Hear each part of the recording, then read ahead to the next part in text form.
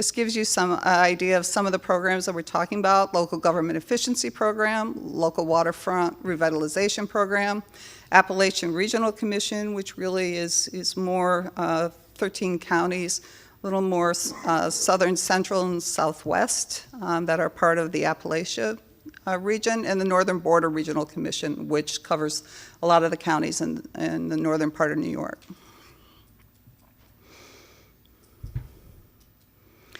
Here are just some examples of how Department of State can help with local waterfront revitalization.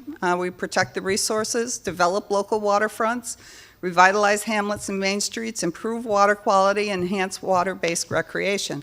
But I think the important distinction when we talk about that is it's really the community that drives that.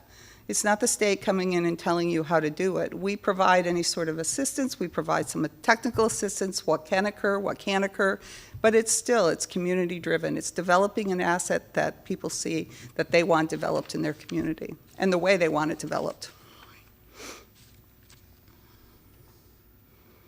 We also help with Community Service Block Grant. That's a program that's federally funded. Approximately $60 million comes into the state of New York. This assists community action agencies throughout New York State and community neighbor organizations to try to fight poverty and assist people of low income through workforce investment programs and different types of programs to try to strengthen the community and make sure there's opportunities for all people in a community. We also have regional programs, and this lists some of the different regional programs. I've talked about a few of them there. Oceans and Great Lakes. I talked about ARC and the Northern Border. There's also the New York City Watershed Protection and Partnership Council, the Long Island South Shore Estuary Reserve, and the Lake George Council, and the Adirondack Park Agency. The Department of State plays a role in all of those agencies. We talked about land use training and technical assistance. There's a number there on the bottom there, and let's see, also, and the local government efficiency program, which is what we're going to get into right now. It improves service delivery, increases competitiveness, reduces local costs, coordinates solutions, and focuses resources. And sometimes it's just as much as sitting down, getting a lot of people to sit down around a table and brainstorm about different ideas. I know there was a lot of apprehension in the beginning about the tax freeze proposal. And when we traveled around the state and talking about the governor's budget proposal, there was a concern about that it might not reflect shared services that have already occurred. We took that message back, and the governor heard it, and the legislature heard it as well, and they made sure that in the budget it did give some credit for shared services that were already in place. I'm not sure at this point about the look-back period, but that was a result of traveling around and having the discussion and making sure that municipalities such as the town here had some credit for activities that are already underway. Building and sustaining success, maximizing cost efficiencies amongst government partners, identifying and leveraging local assets, collaborating and partnering, and capitalizing on opportunities. And now I'd like to turn it over to our Director of Local Government Services, who was also a former mayor of the city of Troy, Mark Pattison. Thanks, Mark. Thank you, Dee Dee, and it's great to be here. It's not my first time. I was here in a meeting several years ago when I was with the Comptroller's office and heard all about all the good things that the town of Cortland had done in shared services in the past. So this has been something that many local governments have been doing for a long time, and we've been trying to facilitate that work. We do it with our training, and we do it with a variety of local government programs. I think that the conversation now is broadened. One of the reasons that we have to have this conversation, I think, just starts with, if you were doing this from scratch, is this the way you would develop local governments? Is this the best way for us to serve our communities? And again, ultimately, this is a question that's answered by the communities themselves. The opportunity to sit down and say, is there a better way to provide services at the best possible costs? Most cities and villages were formed in the 1800s. There have been almost no changes since the early 1900s. I think there's been a couple villages created, a couple dissolved, but most class systems arrived a century or more, and they really were based on almost the form of transportation that we had. I was at an earlier meeting where somebody said, we based our local governments on how far you could get on your horse in a given day, and that's really true. That's really what local governments were based on. And so, like a lot of other things in the modern world, we have to change the way we're doing business in order to accommodate the way the world is today. This is just an example of the kinds of local governments we have, and I think you'll see that it's a little dizzying when you get to 10,521 local governments. There's a lot of those are districts which don't take up much time and energy from a particular town or village, but from the citizen point of view, it can often be very confusing. This is when you add in overlapping governments. The first one was, you keep seeing how crazy this gets in terms of where the local governments are, how many there are, and what they cover. It's just a system that grew over time, as Jerry Benjamin from New Paltz says, and it's a system that most people don't really understand. This is from a report that we did when I was at the Comptroller's Office on municipal clusters and outdated municipal structures, and you can just again see where things that we call cities, urban centers are really in places that we, on Long Island, is all urban. Buffalo, here's where the cities are. This is another reason why we need to look at how to do business differently. And again, there's lots of reasons for this, but our taxes have increased substantially in New York. We're a high-cost state, it was said earlier, and our taxes have gone up, I think, 53% over the last couple of years. By 58%. In 2008, local New York State's paid a total of $25 billion in property taxes, up from $16.7 billion in 2000. So that represents a 53% growth in property taxes since the beginning of the decade, a rate far in excess of the 26% increase in inflation over that time. Per capita school district increased by 58%, while county and city town taxes increased by a more moderate 44%. Village residents who pay both town and village taxes saw a 50% increase in their taxes. So here's what we try to do from the local government assistance perspective. We try to make sure that there's objective information for voters and officials to evaluate and consider, and there's several different ways to go. We can help with helping you with government reorganization, which is by village dissolution, town and village court consolidation, things like that, or in terms of functional service efficiencies.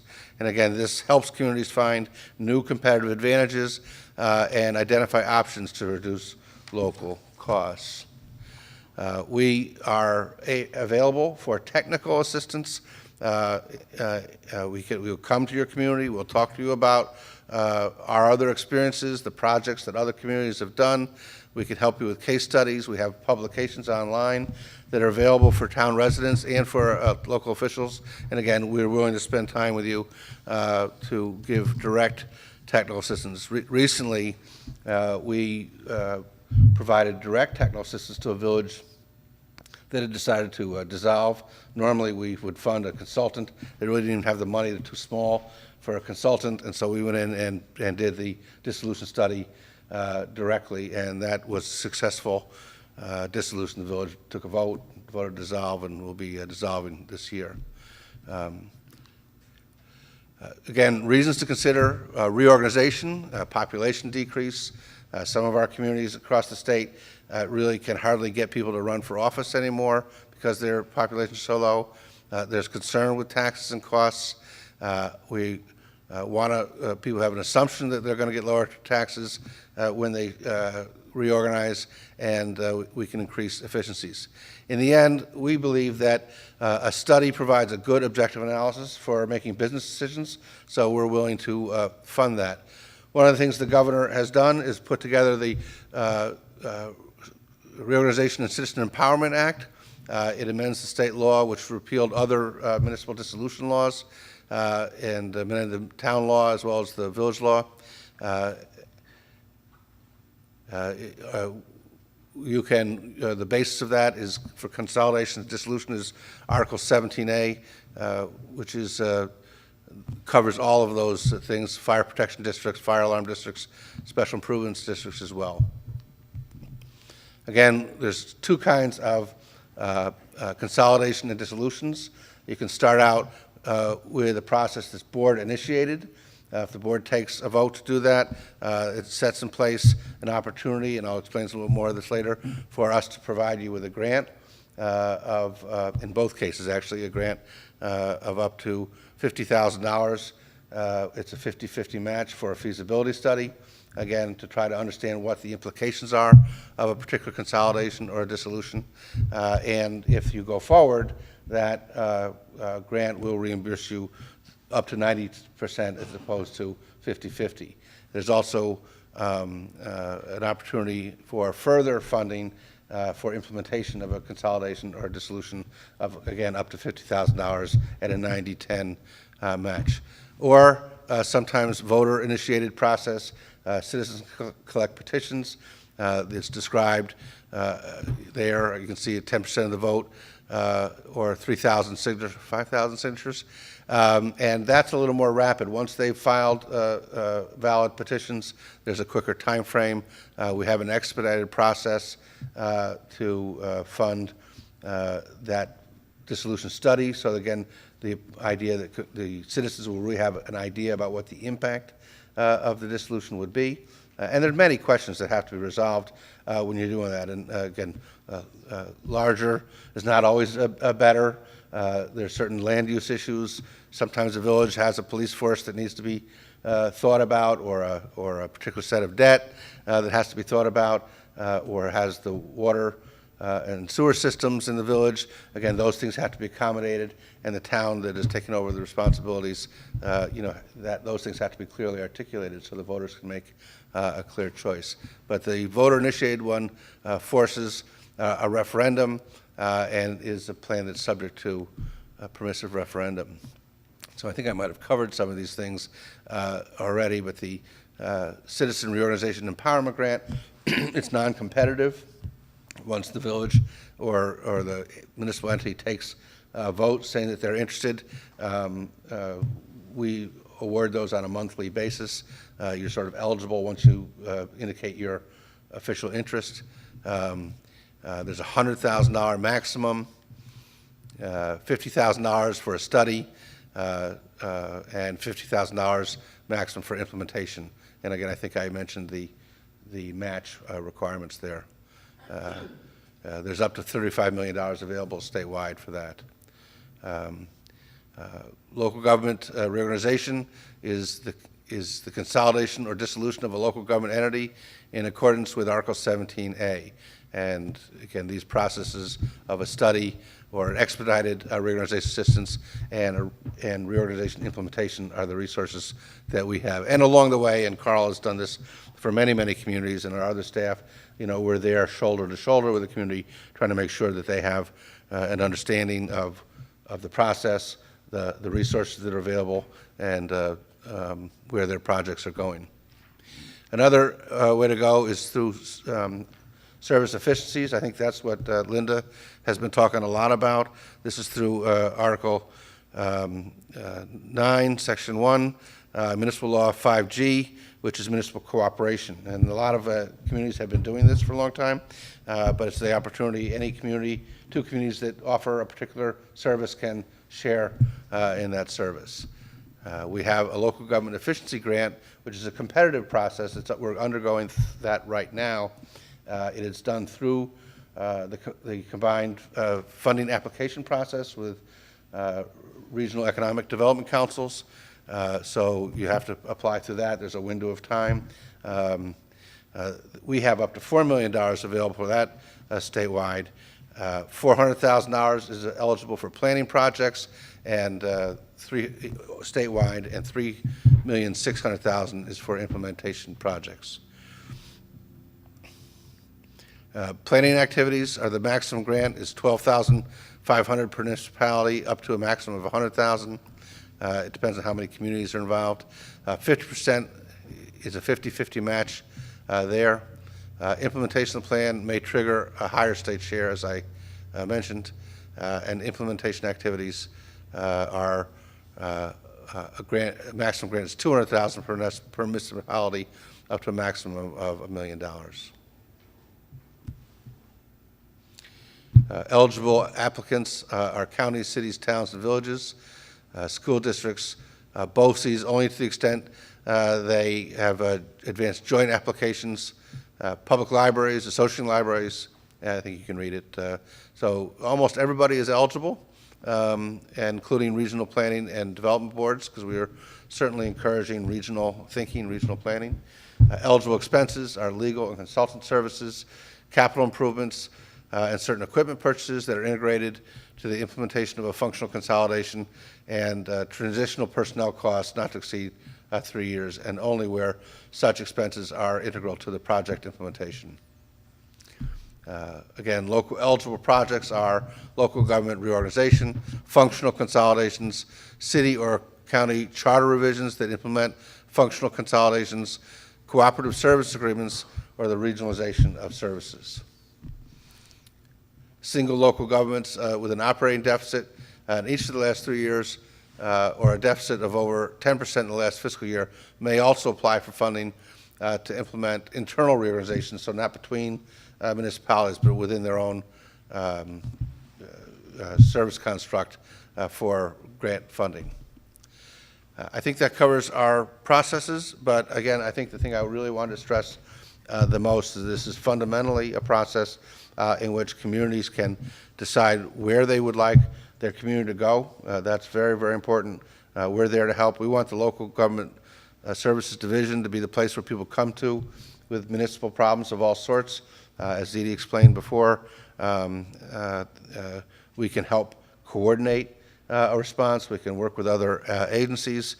We can carry your message to the governor when we hear from people, and we can bring back the kinds of initiatives and programs that the state is putting in place to help you achieve your goals. This is not a top-down thing. I think even with the tax freeze proposals, which have engendered a certain amount of conversation, I really do think it's an invitation and an incentive for people to get together and think about their governments in a different way. Again, thinking about them in the context of, if this was the first time you were doing it, would you design your service this way? And is there a better way for us to do it? One that benefits our communities, provides good services. People should fight for their individual unique attributes they want to keep, but they also need to know that we are in a place where our taxes are high, and if we're going to be competitive, we need to continue to make sure we've offered our services in the most efficient way, the most effective way, and the lowest cost. So again, we know that's not easy, and again, we're here to work with communities as we move forward. Carl Ublacher is a program manager and has this region, which is something like everything south of Albany to Long Island, on this side of the river, maybe more. But he's going to go over a few projects that we've funded in the past, some that are here in this area, and some that are around the state. So, Carl?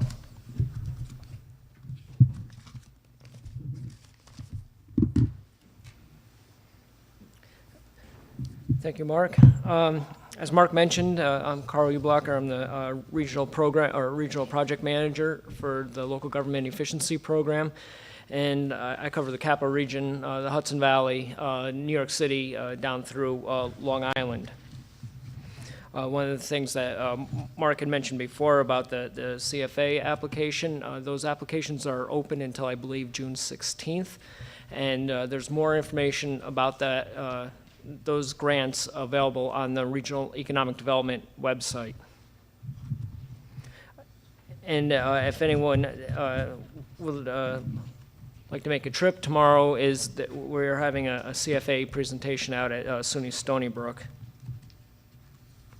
What I'll be talking about are some of the projects throughout New York State that we have funded, and these things pretty much these projects run the gamut of local government services.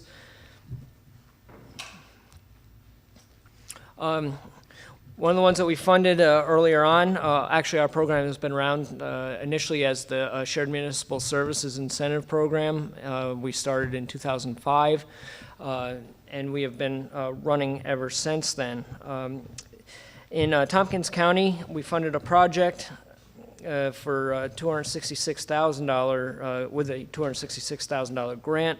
And the county formed a county health insurance consortium. And in 2010, they received a certificate of authority from the New York State Health Insurance Department. And it's comprised of 14 municipalities within the county. And it saved over $860,000 in the first year alone.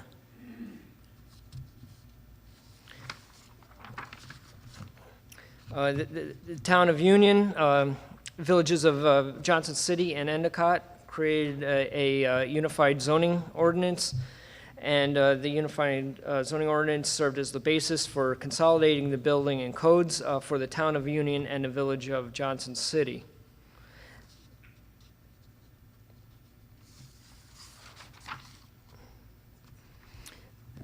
We funded several shared facilities programs, one of which was Schuyler County, and they partnered with the village of Watkins Glen, towns of Hector and Dix, and the Watkins Glens School District, and they created a centralized records management facility. Several of those municipalities did not have the room to store their records on their own, and so they created a joint program to do that.